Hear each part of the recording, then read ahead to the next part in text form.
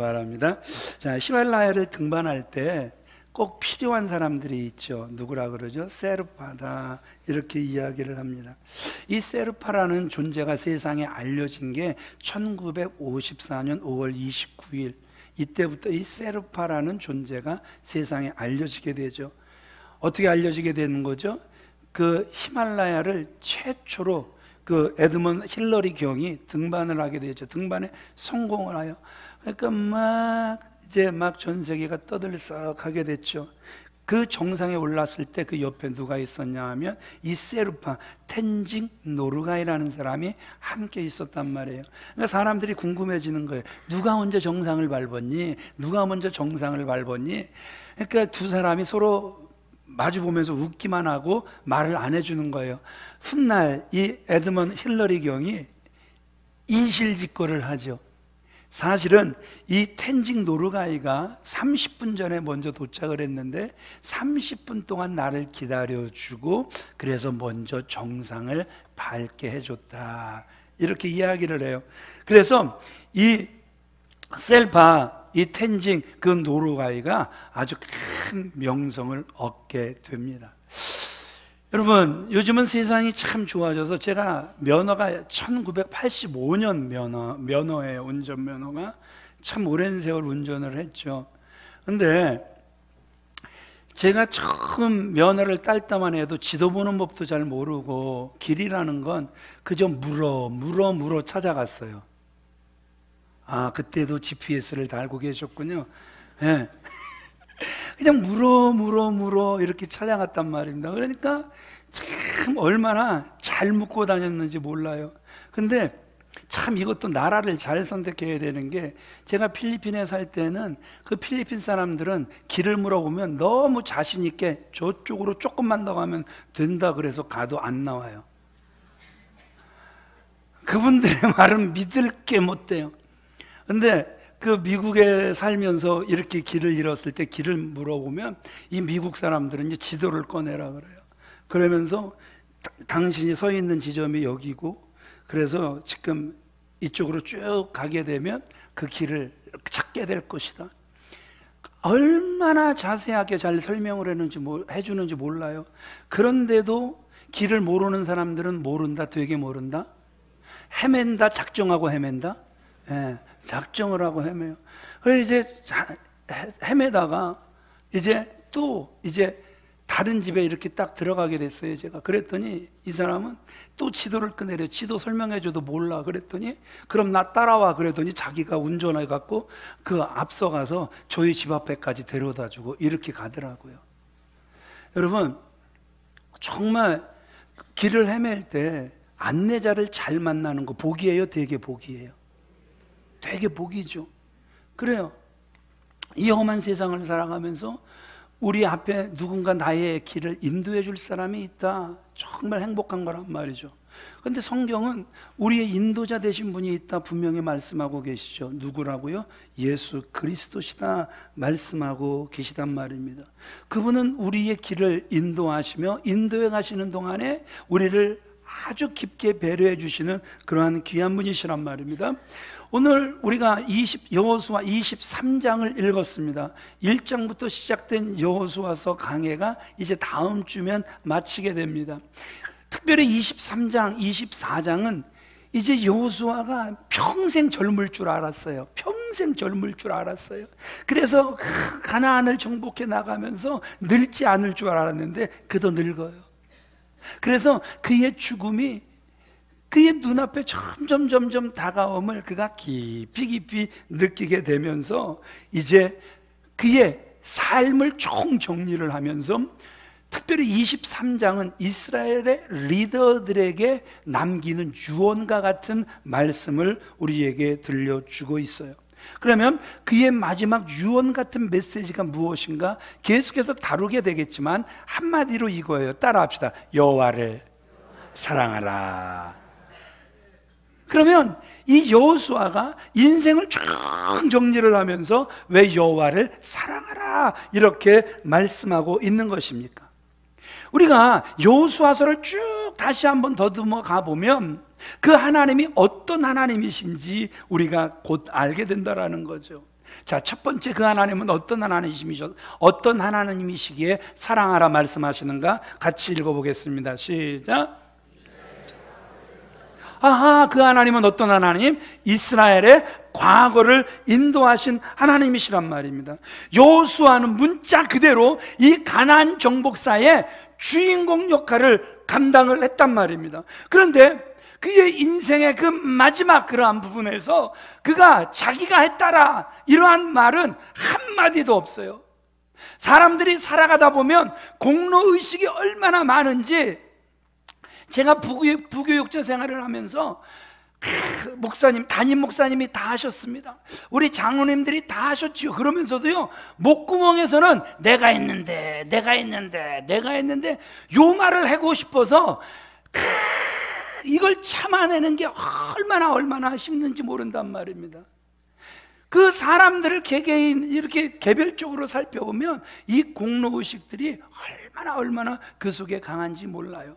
그런데 오늘 여호수아는 그렇게 큰 일을 감당했으면서, 그래서 광야에서 40년, 또 가나안에서 그렇게 그가 큰 공로를 세웠지만 자기가 했다 한마디도 안 하는 거예요. 우리 3절 말씀 같이 읽어보겠습니다. 시작.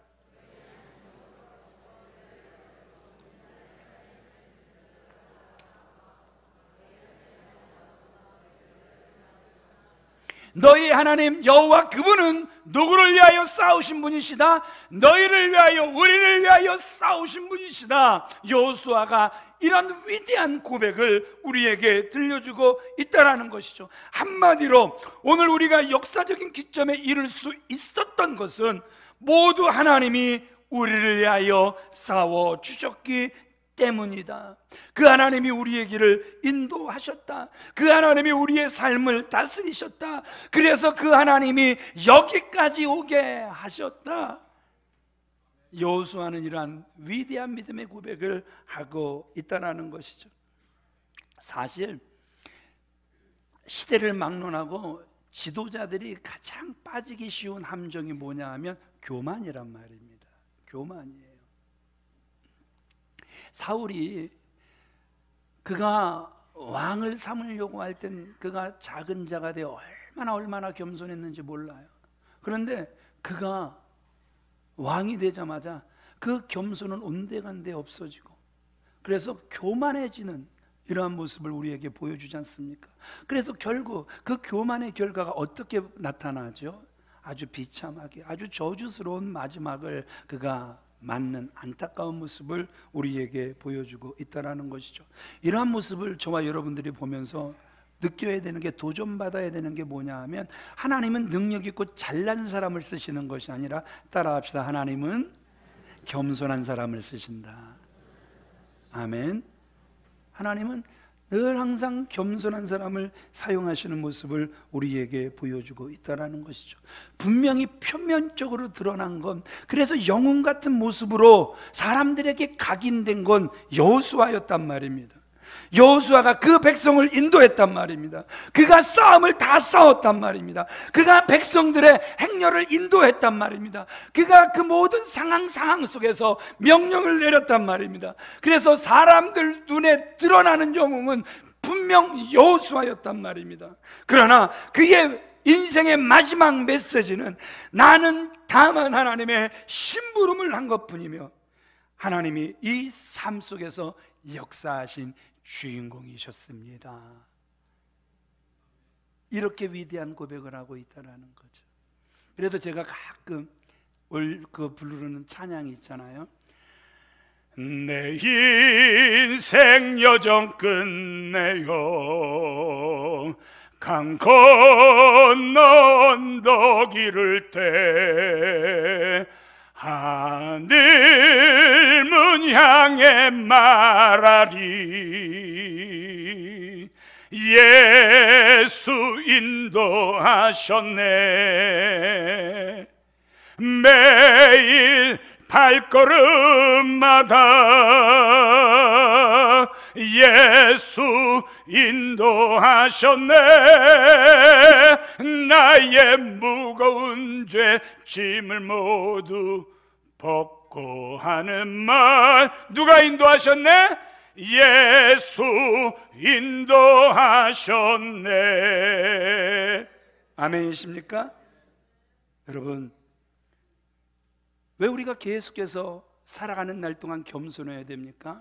우리 두 번째 같이 읽어보도록 하겠습니다. 시작. 5절 말씀도 같이 읽습니다. 너희 하나님, 너희 앞에서 그들을 쫓아내사 너희 목전에서 그들을 떠나게 하시리니 너희 하나님 여호와께서 너희에게 말씀하신 대로 너희가 그 땅을 차지할 것이라. 무슨 말씀이에요? 아직도 차지하지 못한 땅이 많다라는 거예요. 그래서 아직도 차지해야 할 땅이 많이 남아 있다라는 거예요. 다른 말로 아직도 전쟁을 해야 하고 아직도 행군해야 될 땅이 많이 남아 있다라는 거예요. 그러나 여호수아는 확신의 참 목소리로 그들의 미래에 대해서 이렇게 말을 하고 있는 거란 말입니다. 너희 하나님 여호와 그가 너희 앞서 행하시며 너희의 대적들을 쫓아내 주실 것이다. 너희 목전에서 그들을 떠나게 하실 것이다. 너희 하나님 여호와께서 너희에게 말씀하신 그대로 너희가 그 땅을 차지할 것이다. 아멘. 여호수아는 하나님이 과거에도 그들을 인도하셨듯이 그 하나님은 미래에도 장래에도 인도하실 하나님이다 선포하고 있는 거란 말입니다. 그렇습니다. 하나님이 저와 여러분들에게 최후의 승리를 허락하실 줄 믿습니다.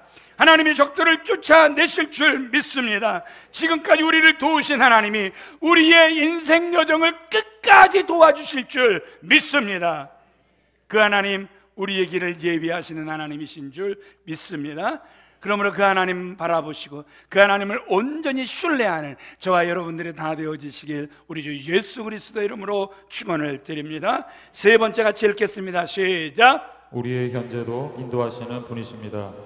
10절 말씀 같이 읽습니다. 시작. 너희 중 한 사람이 천명을 좇으리니 이는 너희 하나님 여호와 그가 너희에게 말씀하신 것 같이 너희를 위하여 싸우심이라. 여호수아는 계속 인생을 정리하고 있는 거예요. 정리하면서 그의 정리가 이런 거잖아요. 그 하나님은 우리의 과거에도 인도하신 하나님, 앞으로 우리의 미래도 인도하실 하나님, 그 하나님이 우리의 오늘도 현재도 이 주간도 인도해 주실 것이다. 이것이 여호수아 1장부터 23장까지 계속 이 말씀을 하기 위해서 지금 여호수아는 기록하고 있었다라는 것이죠.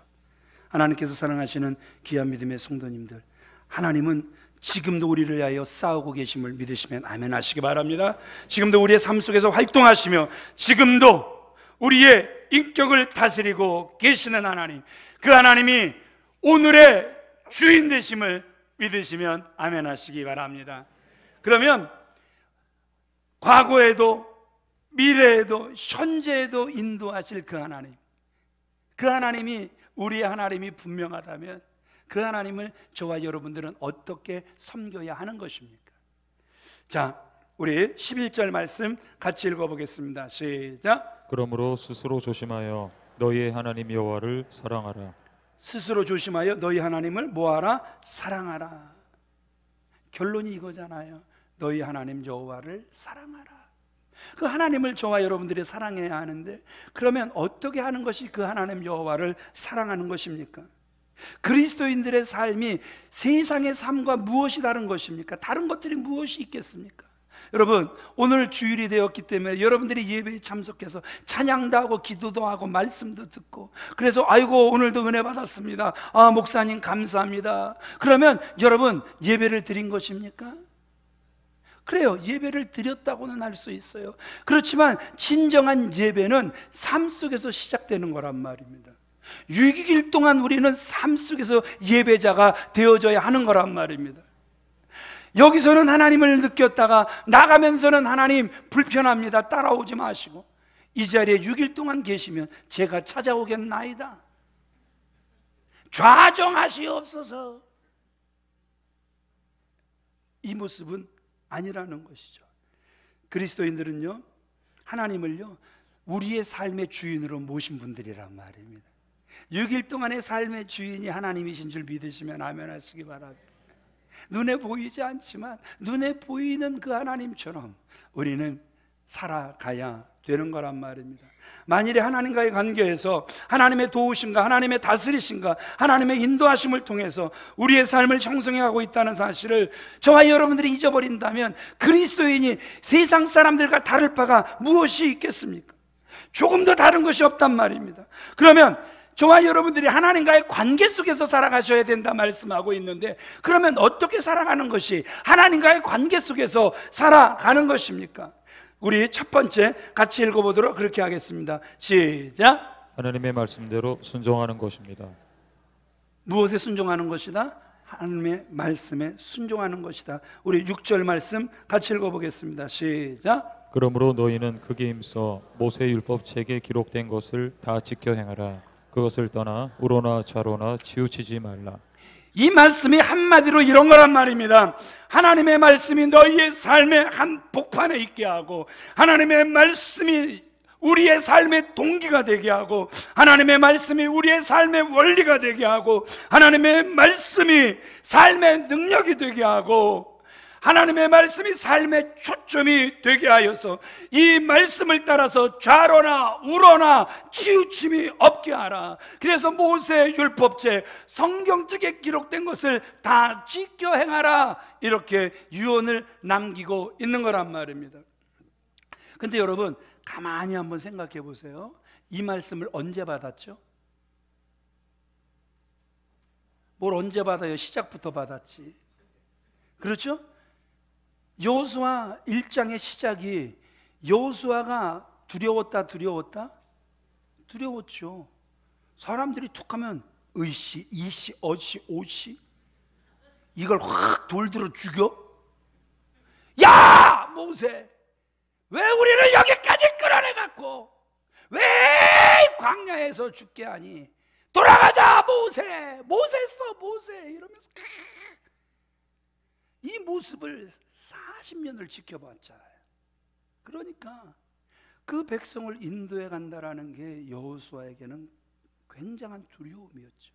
그때 하나님이 두려워하지 말라, 오히려 강하고 담대하라. 내가 모세와 함께하였던 것 같이 내가 너와 함께할 것이다. 얼마나 강력한 위로의 말씀을 들려주셨습니까? 그러면서 여호수아 1장 8절 말씀을 주신 거죠. 강하고 담대하라, 좌로나 우로나 치우치지 말라. 하나님께서 사랑하시는 귀한 믿음의 성도입니다. 이 말씀을 준비하면서 너무 큰 도전을 받는 거예요. 왜냐하면 처음 사랑 끝까지 가기가 어렵습니까? 되게 어렵습니까? 부부간의 사랑이 처음 사랑이 끝까지 뜨거워요. 나는 사랑에 빠졌지롱 그러면서 한 5년 10년만 지나보세요. 나는 사랑이 식었지롱 이러면서 내가 왜 너를 사랑했는지 모르겠지롱 막 이러면서, 그래서 평생 살아가면서 뭐라 그래요? 평생 왼수라 그러면서. 글쎄 모르겠어요. 저도 23년 결혼해서 살아보니까 저를 향한 아내의 사랑은 변함이 없는 것 같아요. 저를 바라보는 아내의 눈은요, 지금도 이게요, 온도가 거의 90도가 넘어요. 쳐다보고 있으면 얼마나 뜨거운지 데일 것 같아요. 참 감사한데, 그런데 문제는 저를 점검하면 점검할수록 정말 아내를 만났을 때요, 이 세상이 모두 내 것 같았더니, 세상에 말을 하고 또 해도 세상에 하고픈 말이 얼마나 많은지, 세상에 자다가 벌떡 일어나서 새벽기도 끝나자마자 서울로 달려가서 그 아내를 만나는 기쁨에 하루하루를 살아갔는데, 요새는 아내가 가까이 오는 게 부담스러워요. 아, 왜 그래? 아, 징그러워. 아우, 당신 방 가서 자. 어제 저녁에도 그랬네요.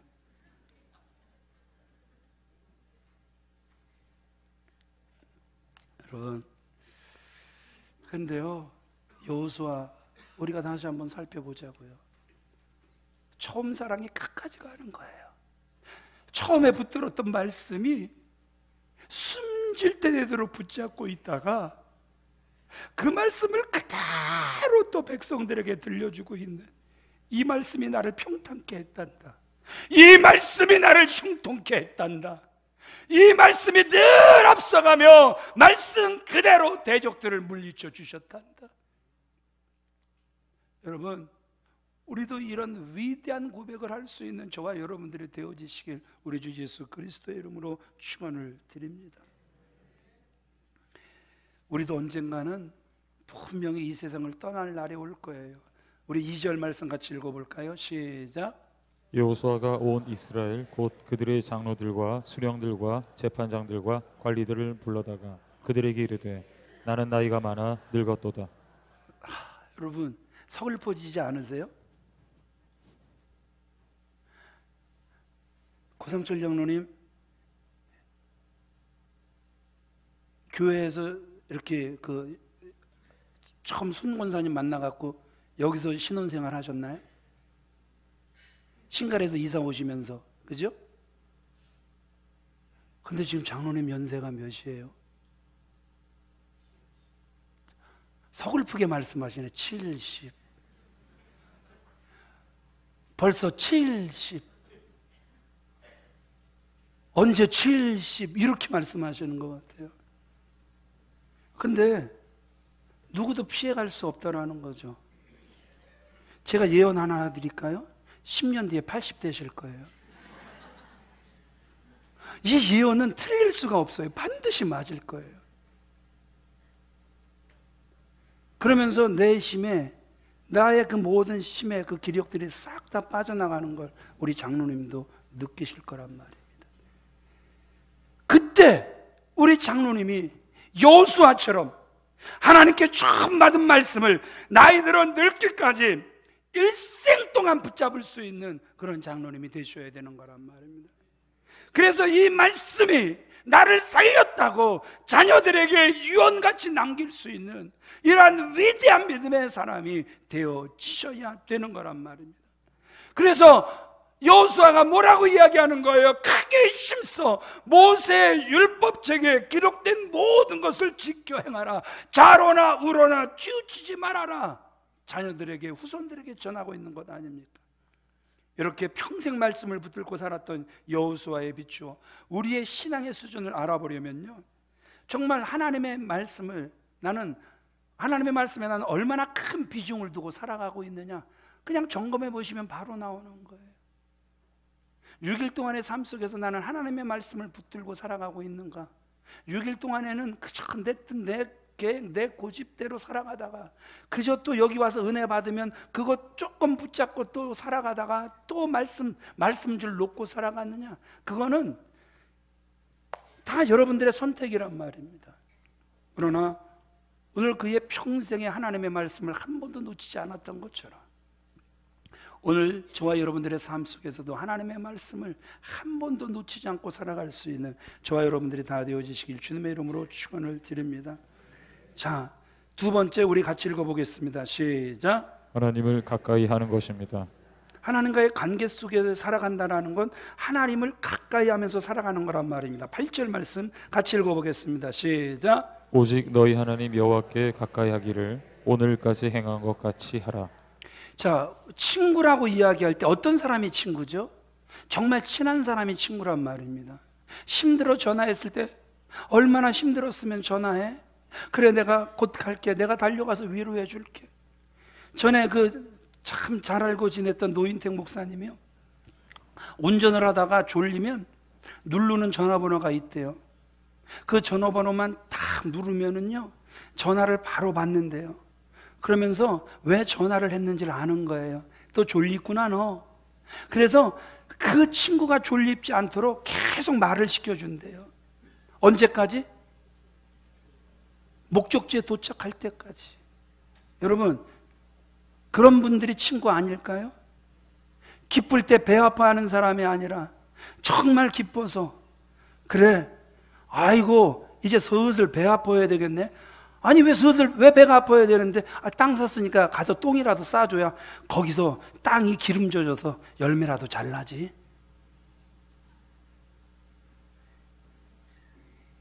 아니 다시 검색해 보세요. 사촌이 땅을 사면 왜 배가 아픈 줄 아세요? 가서 똥 싸주려고. 그래서 땅 기름지게 해주려고. 그래서 농사를 해도 잘 되게 해주려고. 여러분 검색해 보세요. 이거 검색해 보시면 내용 나와요. 예. 우리가 많은 것들을 오해하고 있는 부분들이 많아요. 그래서 검색해 보시면 나올 건데, 저게 맞는 말일까? 저게 맞는 말일까? 맞는 말이에요.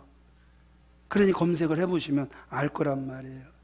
여러분, 많은 사람들이 나 이은총 목사하고 친해, 친구야, 뭐 이렇게 이야기를 한대요. 근데 저는 그분들이 누군지를 몰라요. 그러면 친구예요, 아니에요?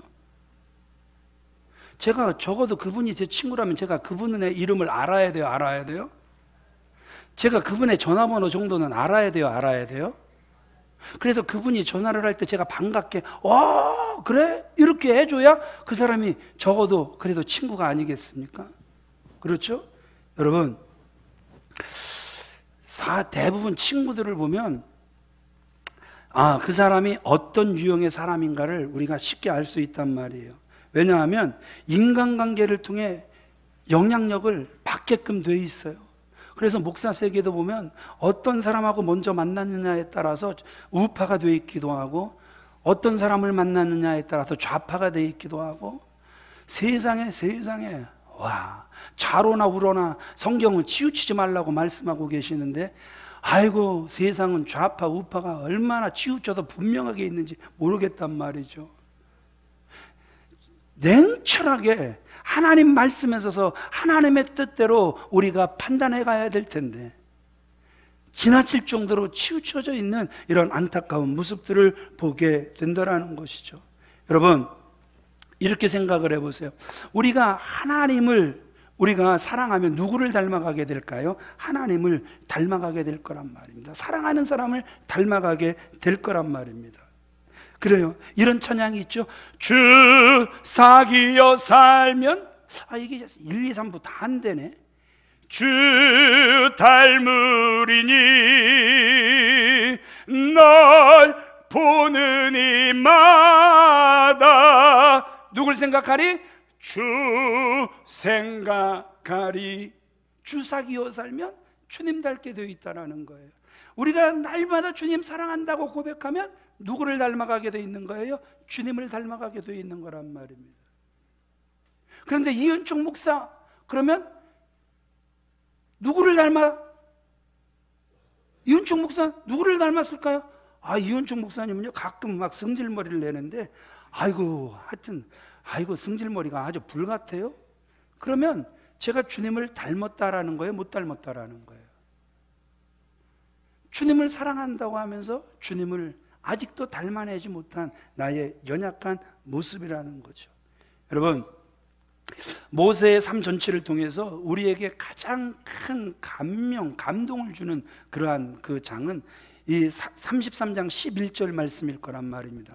하나님과 모세가 서로 대면하여 보면서, 그래서 하나님이 모세를 친구처럼 이렇게 대하는 모습을 우리에게 보여주고 있다는 것이죠. 또 이사야 41장 8절 보면 하나님께서 아브라함을 나의 벗 아브라함아 이렇게까지 말씀하시는 참으로 귀한 모습을 보게 된다는 것이죠. 여러분, 가까이 하면 할수록 사이가 좋아져야 돼요, 좋아져야 돼요? 아까 드린 말씀이 현실이군요. 가까이 하기엔 너무 먼 당신을 난 싫어해요, 이겁니까? 아니죠. 아까도 말씀드렸던 것처럼 가까이 하면 할수록 아내는 친구같이 되는 것 같아요. 왜냐하면 아무리 가까운 친구라도 정말 못할 말들이 있어요. 해서는 안 될 말들이 있어요. 그런데 정말 아내는 가까이 가면 갈수록 못할 말이 없어요. 그래도 아내는 그거를 허물 잡습니까? 허물 잡지 않습니까? 오히려 허물 잡지 않고 제가 약한 모습을 보일 때 오히려 더 위로자가 돼서 힘을 주는 모습을 보게 된다는 것이죠. 그래요. 정말 가까이 함께하는 사람일수록 사이가 정말 좋아진단 말입니다. 그러니까 우리가 하나님을 사랑한다 그러면 하나님과 저희 사이에 간격이 없어야 돼요, 없어야 돼요? 거리 제한이 없어야 돼요, 없어야 돼요? 근데 어떤 사람들은 이렇게 이야기해요. 하나님하고 나하고 사이가 너무너무 좋아갖고요, 진짜 한 좀 떨어져 있긴 한데 0.5mm밖에 안 떨어져 있어요. 몇 mm밖에 안 떨어져 있어요? 웃긴 거예요? 되게 웃긴 거예요? 0.5mm가 떨어졌으면 죽어요, 죽어요? 가까이 있으면 뭐합니까? 이미 떨어진 건 죽는 건데. 저희 어머니가 아버지 산소 가는 걸 너무너무 좋아하시니까 얼마 전에도 아들 지명이하고 함께 그 산소를 갔어요. 아버지 산소를. 산소를 갈 때마다 비명이 저절로 나오죠. 왜 저절로 나옵니까? 아무도 찾지 않는 바람 부는 언덕에 이름 모를 뭐가 있어요? 잡초가 있어요. 잡초가. 이놈의 잡초는 자라지 말라고 다 제거하고 제초제까지 뿌려도 가면 또 나온다, 또 나온다. 잔디를 싹 다 가려버리고 이제 그 산소에 이렇게 올라가는 길에 그 벚꽃나무를 이렇게 많이 심었단 말이에요. 그런데 벌써 이놈의 잡초들이 다 눌러버린 거예요. 얼마나 열불이 나는지. 햇볕은 쨍쨍, 모래알은 반짝인데 엄마가 낫지를 할 거예요. 우리 지명 씨가 낫지를 할 거예요. 그래서 낫지를 막, 그 햇볕은 쨍쨍 진짜 막 뜨거운데 그 좌우로 있는 그 나무 주변에 그 잡초들을 싹 다 제거를 했어요. 여기까지는 참 행복하고 좋았어요. 근데 잡초를 제거하다가 얼마나 힘이 좋고 무식한지 벚꽃나무까지 잘라버렸어요. 그래갖고 엄마한테 가갖고, 엄마, 어떡하면 한다고 열심히 했는데 엄마, 아이고 벚꽃나무까지 잘랐어. 그랬더니 엄마, 아들아, 괜찮아. 뿌리가 있기 때문에 또 나올 거야. 전 여러분 감동받을 줄 아는데 전혀 감동이 안 되시네요. 그럼 어떤 말씀을 드려야 감동을 받으실래요? 에? 그렇잖아요, 여러분. 가지는 잘리면 죽는 거예요. 가까이 붙여놔도 이미 잘린 가지는 희망이 없어 죽는 거란 말입니다. 그러나 뿌리가 있는 나무는 혹시 잘릴지라도 뭐가 있으니까, 그 속에 뿌리가 있으니까 다시 거기에 가지가 나더란 말입니다. 붙어 있어야 살 줄 믿습니다. 떨어지긴 지가 떨어지고 나서 하나님 보고, 하나님 제가 살려드릴 테니까 저한테 와서 붙으세요. 그래서 포도나무가 가지에 와서 붙으래. 그럼 이게 희망이 없는 거예요? 전혀 없는 거예요? 이런 일이 일어날 수도 없겠지만 여러분, 가지에 뿌리가 붙은들 살려낼 수가 없는 거예요. 죽는 거란 말입니다. 붙어 있어야 사는 줄 믿으시면 아멘 하시기 바랍니다. 아멘 하시기 바랍니다. 그래서 사도행전 11장 23절 말씀 같이 읽겠습니다. 시작. 모든 사람에게 굳은 마음으로 주와 함께 머물러 있으라. 주님은 이 사실을 더 강력하게 요한복음 15장 5절에서 말씀하세요. 같이 읽습니다. 시작. 나를 떠나서는 너희가 아무것도 할 수 없습니다. 되는 게 기적인 거예요. 되는 게 이상한 거예요. 그러면 내가 주님을 떠났는데도 될 땐 내가 주님께 붙어 있는 건가 아니면 다른 것에 붙어 있는가, 이거 점검해 봐야 되는 거예요. 요한복음 15장 4절 말씀도 같이 읽겠습니다. 시작. 가지가 포도나무에 붙어 있지 아니하면 스스로 열매를 맺을 수 없음 같이 너희도 내 안에 있지 아니하면 그러하리라. 아멘. 주께 붙어 있으면 되는 것이고 주님께 붙어 있지 않으면 되지 않는다라는 거예요. 우리 이 부분을 같이 읽어보겠습니다. 시작. 하나님과 어느 정도 친해야 합니까? 하나님께 붙어 있어야 합니다. 얼마 동안 붙어 있어야 합니까? 영원히 붙어 있어야 합니다. 제가 질문을 할 거예요. 여러분들 모두에게 얼마 동안 붙어 있어야 됩니까? 그러면 여러분들 답은 뭐죠? 영원히가 나갈 땐 떼놀래요. 이런 소리가 되면 안 돼요. 우리 좀 감정이 이 시간 좀 아주 좀 풍부해져, 풍성해져서 영원입니다 이렇게 대답했으면 좋겠어요.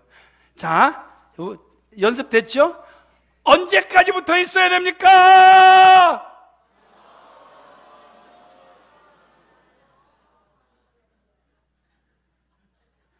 대부분 액션이 약하신 분들은 나가면서 다 떼어놓고 가실 뿐이에요. 하나님 불편하오니 이 자리에 자정하사 다음 주에 다스려 주시옵소서. 지금 이런 분들이 확률이 굉장히 많은 거예요. 자, 다시 한번 질문하겠습니다. 언제까지 붙어 있어야 됩니까? 할렐루야.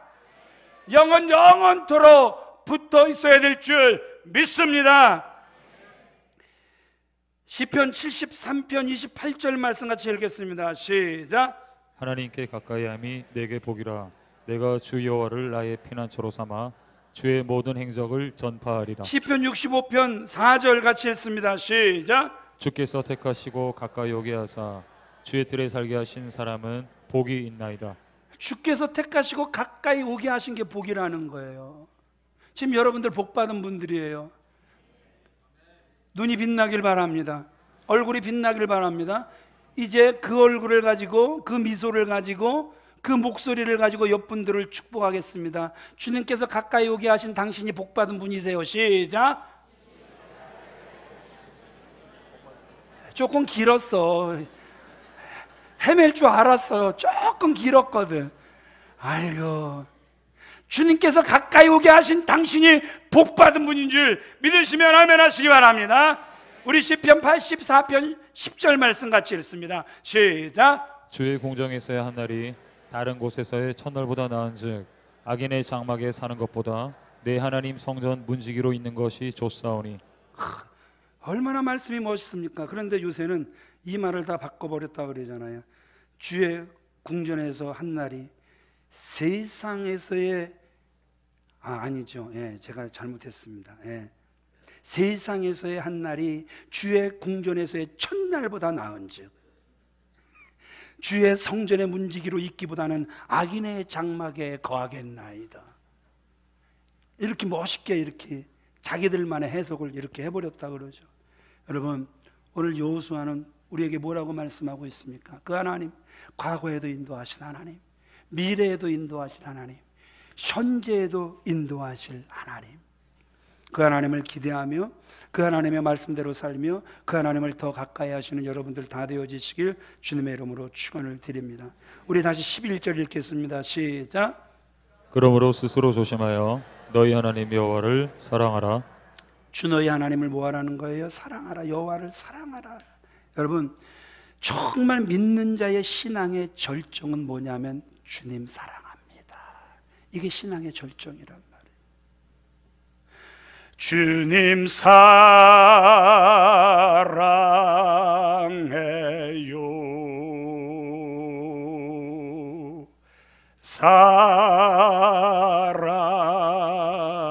사랑해요.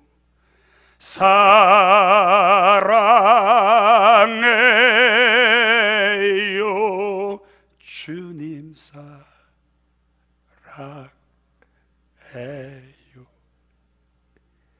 신앙의 절정은 다른 데 있는 게 아니에요.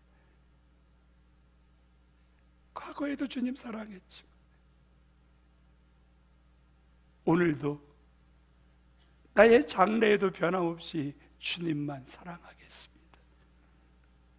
이것이 가장 멋있고 위대한 신앙 고백인 줄 믿습니다. 부활하신 주님이 주님을 3번씩이나 부인했던 베드로를 찾아가셔서 뭐라고 말씀하세요? 너 요한의 아들 시몬아, 내가 다른 사람들보다 나를 더 사랑하느냐? 내 주님 사랑하는 줄 주님께서 아시나이다. 그럼 됐다. 내 양을 먹이라 치라. 내 양을 먹이라. 여러분, 이 주님의 말씀의 의미를 정말 우리가 깊이 아셔야 돼요. 인색한 사람들은 말씀 가르쳐도 안 돼요. 왜 인색한 사람은 말씀을 가르쳐도 안 되냐 하면 주님께서 뭐라고 말씀하셨어요? 2번은 먹이고 1번 치라 그러셨어요. 먹이는 걸 잘하는 사람이 치는 걸 잘해요. 그래서 일단 잘 먹여야 돼요. 잘 먹여야 돼요. 아이고 먹이는 건 또 아까워갖고 또 말씀들을 안 하시네. 잘 먹이시길 바랍니다. 그리고 잘 세워가시는 저와 여러분들이 지금 여기가 왜 이렇게 까맣지? 여기 까맣죠? 이게 아내가 눈썹 그려준 게 지금 땀 때문에 이렇게 번졌나? 실제로 지금 제가 지금 모니터 보니까 여기가 까매요. 그래요? 잘못 보고 있는 건가요? 이따 가서 거울을 보도록 하겠습니다. 요한복음 15장 10절 말씀 같이 읽어보겠습니다. 시작. 내가 아버지의 계명을 지켜 그의 사랑 안에 거하는 것 같이 너희도 내 계명을 지키면 내 사랑 안에 거하리라. 아멘. 너희도 내 계명을 지키면 내 사랑 안에 거하리라. 아멘. 정말 사랑하면 말씀을 듣게 되는 거란 말입니다. 정말 사랑하면 그 말씀을 다 지키게 되는 거란 말입니다. 사랑을 해야 계명이 완성이 되어지는 거란 말입니다. 계명을 지키면요 사랑하게 되는 거예요. 자, 우리가 하나님을 어떤 하나님이다 이야기를 하냐면 질투하는 하나님이다 이렇게 이야기를 한단 말이에요. 그러니까 막 당황하는 거예요. 하나님이 질투를 해? 하나님이 그 정도밖에 안 되나? 하나님이 질투를 해? 그런데 여러분, 저희가 오해 혼동해서는 안 되는 게 질투라는 말과 시기라는 말을 오해해서는 안 된단 말입니다. 시기는요, 다른 사람이 잘 될 때 배가 아파지는 감정이 시기예요. 그런데 질투는요, 나만을 사랑해야 될 사람이 다른 사람을 사랑할 때 느끼는 감정이 질투란 말입니다. 여러분, 내가 그를 사랑하니까 그도 나만을 사랑하기를 요구하는 것. 그러니까 질투는 사랑의 다른 면이란 말입니다. 내가 사랑하지 않으면 그 사람을 질투할 필요가 없단 말입니다. 위대한 신학자로 꼽히는 칼바르트, 성경을 읽다가 질투하시는 하나님, 이 대목에서 그가 항복을 했다라는 거예요. 그토록 나를 사랑하시는 하나님, 이 말씀을 깨닫는 순간 그는 가슴이 무너지기 시작했다라는 거예요. 질투하실 정도로 하나님이 나를 사랑하시는구나. 그래서 그 하나님이 나의 모든 것을 다 원하시고 계시는구나. 이 말씀에 칼바르트가 얼마나 감격을 했는지 모른다 기록하고 있단 말입니다. 말씀을 마칠게요. 하나님의 말씀을 붙들고 일생을 살았던 여호수아, 그의 동족들에게 하나님은 과거, 현재 그리고 미래를 인도하실 분이시고, 이 하나님을 섬기기 위해서 하나님의 말씀을 삶의 한복판에 두고 하나님을 가까이 하고, 그래서 관계를 정말 조심하고 누구만을 사랑하라, 하나님을 사랑하라 말씀하고 계시는 거란 말입니다. 이 말씀대로 살아서 하나님의 사랑을 받고 하나님의 그 사랑의 특권을 계속해서 누리며 사시는 저와 여러분들 되어지시길 우리 주 예수 그리스도의 이름으로 축원을 드립니다. 아멘.